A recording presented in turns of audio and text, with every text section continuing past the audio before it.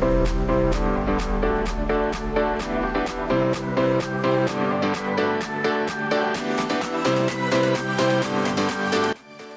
ini analoginya. Bayangkan kalian tinggal di sebuah kota yang terdapat 4 perusahaan. Perusahaan A dan B ternyata menghasilkan emisi karbon sangat sedikit dibandingkan dengan perusahaan lainnya. Contohnya, perusahaan C. Perusahaan C hampir menyentuh batas maksimal dari emisi karbon yang dapat dihasilkan oleh sebuah perusahaan. Ini sangat berbahaya karena perusahaan C akan dipaksa untuk tutup agar ia tidak menghasilkan emisi karbon berlebih. Nah, lalu bagaimana cara mengatasinya? Perusahaan C dapat membeli batas dari emisi karbon yang dihasilkan dari perusahaan yang tidak menghasilkan begitu banyak emisi karbon. Contohnya, seperti yang ada di gambar ini.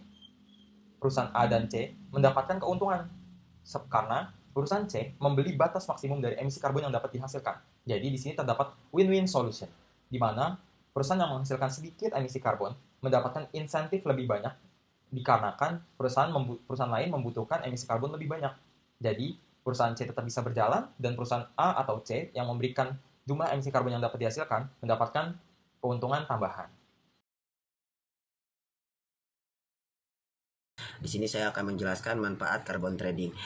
Terbagi menjadi tiga, yang pertama bagi lingkungan, yang kedua bagi bisnis, yang ketiga bagi ekonomi. Bagi lingkungan bisa menjadi alat utama untuk mempercepat penurunan emisi gas rumah kaca dan juga melestarikan ekosistem seperti hutan guna menekan pemanasan global. Nah, bagi bisnis bisa memberikan keuntungan finansial bagi perusahaan yang rendah emisi lewat penjualan carbon credit serta mendorong inovasi teknologi yang lebih hemat energi. Nah, yang ketiga itu yang terakhir bagi ekonomi.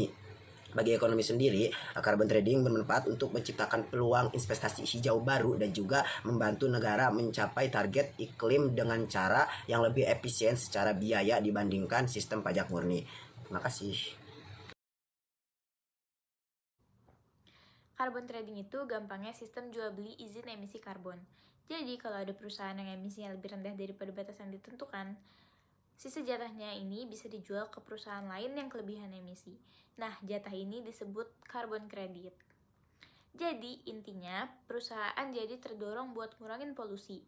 Karena kalau berhasil hemat emisi, mereka tuh bisa dapat keuntungan juga. Kalau di Indonesia sendiri, carbon trading ini cukup menguntungkan karena Indonesia punya hutan yang sangat luas yang bisa menyerap karbon. Jadi kita bisa dapat nilai ekonomi dari menjaga lingkungan. Selain itu, carbon trading juga membantu Indonesia menuju ekonomi yang lebih ramah lingkungan dan bisa menarik investasi dari luar negeri.